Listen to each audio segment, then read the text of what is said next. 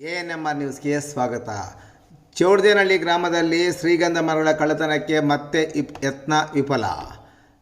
ಚಿಂತಾಮಣಿ ತಾಲೂಕಿನಾದ್ಯಂತ ಶ್ರೀಗಂಧ ಬೆಳೆಸಿರುವ ರೈತರು ಇದೀಗ ಈ ಮರಗಳನ್ನು ಕಳ್ಳರಿಂದ ಉಳಿಸಿಕೊಳ್ಳಲು ಹರಸಾಹಸ ಪಡುವಂತಾಗಿದೆ.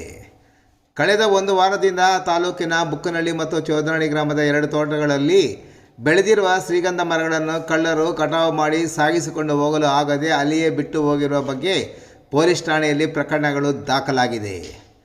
ಆರ್ ವೆಂಕಟೇಶ್ ಎಂಬುವರು ಬುಕ್ಕನಹಳ್ಳಿ ಸೇರಿದ ಗ್ರಾಮದ ಸರ್ವೆ ನಂಬರ್ 14ರಲ್ಲಿ 2 ಎಕರೆ ಜಮೀನಿನಲ್ಲಿ 420 ಶ್ರೀಗಂಧ ಗಿಡಗಳನ್ನು ಬೆಳೆಸಿದ್ದು ಸುಮಾರು 9 ವರ್ಷದ ಮರಗಳಾಗಿದ್ದು ಅಂಥ ಮರಗಳನ್ನು ಕಳ್ಳತನ ಮಾಡುವ ಉದ್ದೇಶದಿಂದ ಸುಮಾರು 12 ಲಕ್ಷ ರು ಬೆಲೆ ಬಾಳುವ 10 ಮರಗಳನ್ನು ಕತ್ತರಿಸಿ ಕಳ್ಳತನ ಮಾಡಲು ವಿಫಲರಾಗಿ ಅಲ್ಲಿಯೇ ಬಿಟ್ಟು ಹೋಗಿರೋ ಘಟನೆ ಕಳೆದ ನವೆಂಬರ್ 22ರಂದು ನಡೆದಿತ್ತು. ಇದೇ ನವೆಂಬರ್ 22ರಂದು ತಾಲೂಕಿನ ಶೆಟ್ಟಹಳ್ಳಿ ಗ್ರಾಮ ಪಂಚಾಯತಿ ವ್ಯಾಪ್ತಿಯ ಚೌಡದೇನಹಳ್ಳಿ ಗ್ರಾಮದ ಬೈರೆಡ್ಡಿ ಎಂಬುವರ ಚೌಡದೇನಹಳ್ಳಿ ಸರ್ವೆ ನಂಬರ್ 14ರಲ್ಲಿ 1 ಎಕರೆ 26 ಗುಂಟೆ ಜಮೀನಿನಲ್ಲಿ 1500 ಶ್ರೀಗಂಧದ ಸಸಿಗಳನ್ನು ನೆಟ್ಟಿದ್ದು ಇದೀಗ ಆ ಮರಗಳಿಗೆ 12 ವರ್ಷಗಳಾಗಿವೆ.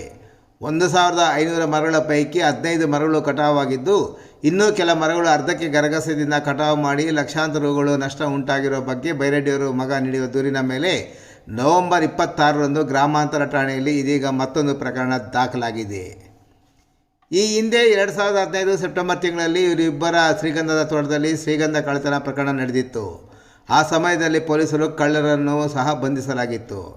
ನಂತರ 2020 ಸೆಪ್ಟೆಂಬರ್ ತಿಂಗಳ 30ರಂದು ಮತ್ತೊಮ್ಮೆ ಕಳ್ಳತನವಾಗಿದ್ದು 2021 ನವೆಂಬರ್ 22ರಂದು ಮತ್ತೆ ಕಳ್ಳತನ ನಡೆಸಲು ಯತ್ನಿಸಿ ವಿಫಲರಾಗಿದ್ದಾರೆ. ತಾಲೂಕಿನಾದ್ಯಂತ ಇಂತಹ ಪ್ರಕರಣಗಳು ಹಲವಾರು ಕಡೆ ಆಗಾಗ್ಗೆ ನಡೆಯುತ್ತಿದ್ದು ರೈತರು ದೂರು ನೀಡಿದರೂ ಪೊಲೀಸ್ ಮತ್ತು ಅರಣ್ಯ ಇಲಾಖೆ ರೈತರಿಗೆ ಸಹಕಾರ ನೀಡುತ್ತಿಲ್ಲ ಎಂಬುದು ಶ್ರೀಗಂಧ ಬೆಳೆಗಾರರ ಆರೋಪ ಸಹ ಆಗಿದೆ.